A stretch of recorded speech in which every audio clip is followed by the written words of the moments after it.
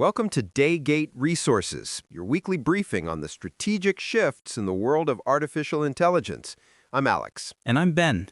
This week, the battle for AI dominance moved from the abstract world of models into the tangible world of the tools we use every single day. The browser itself is now the battleground. That's right, Ben. The headline that's grabbing everyone's attention is OpenAI's launch of ChatGPT Atlas. For years, we've been copying and pasting information between our browser and the ChatGPT window. OpenAI is saying no more. Exactly. Let's break down what Atlas is. At its simplest, it's a new browser. Emphatically, but thinking of it as just another Chrome or Safari misses the point entirely. This is a browser fundamentally rebuilt around an AI. The AI isn't a feature, it's the foundation. So how does that change the experience for a user? Okay, so in two key ways. First, it has what they call browser memories. As you browse, you can let Atlas remember context.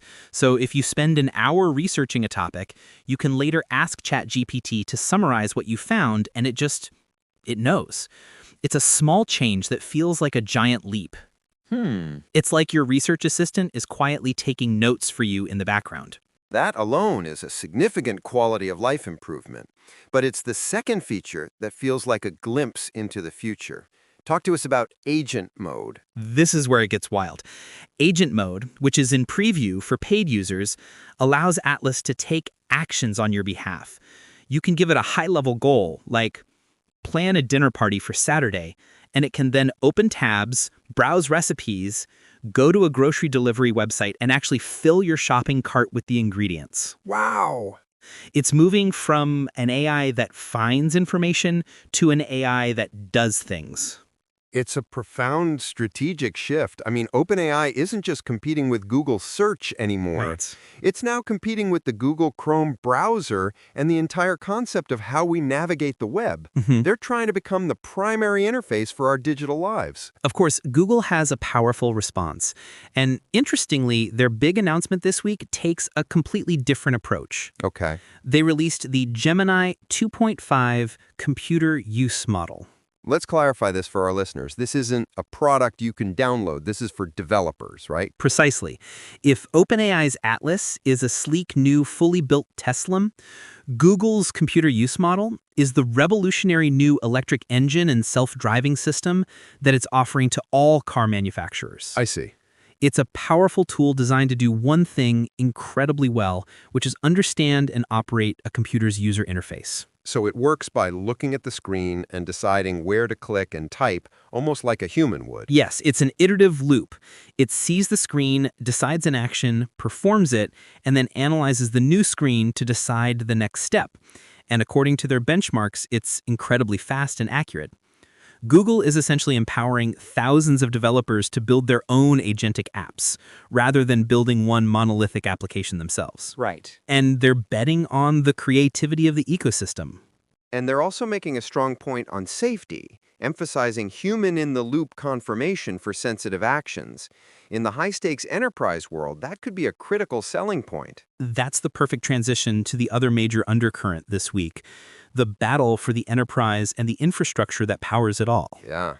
We saw Anthropic, a key competitor, push deeper into the corporate world. Right. They announced a deep integration of their AI, Claude, into the Microsoft 365 suite. This means Claude will be available right within Teams, Outlook, and SharePoint. For millions of office workers, this could make Claude the most accessible and context-aware AI. It's a brilliant integration play. It shows the war isn't just for the consumer. It's for the workflow. And you can't have any of this without raw power.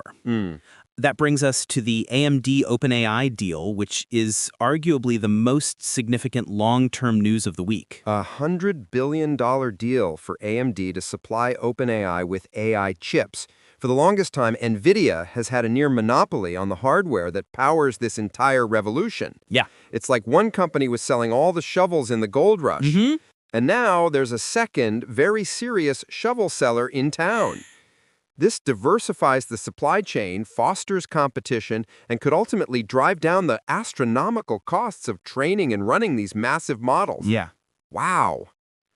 It secures OpenAI's future and elevates AMD to the absolute top tier of the AI hardware space. So when you pull back, the picture this week is incredibly clear. We're seeing the fight for the user interface with Atlas, the fight for the developer platform with Gemini, the fight for the enterprise workflow with Claude, and the fight for the underlying hardware with AMD. Exactly. The AI revolution is maturing, and the foundational layers of the new world are being laid right now. It's a tectonic shift in computing, which leaves us with a question for our listeners to ponder. As browsers and operating systems themselves become intelligent agents, working on our behalf and remembering our every move, what does it mean for our digital autonomy when the very window through which we see the internet starts to have a mind of its own? Something to think about. That's all for this week. I'm Ben. And I'm Alex. Thanks for joining us at Day Date Resources.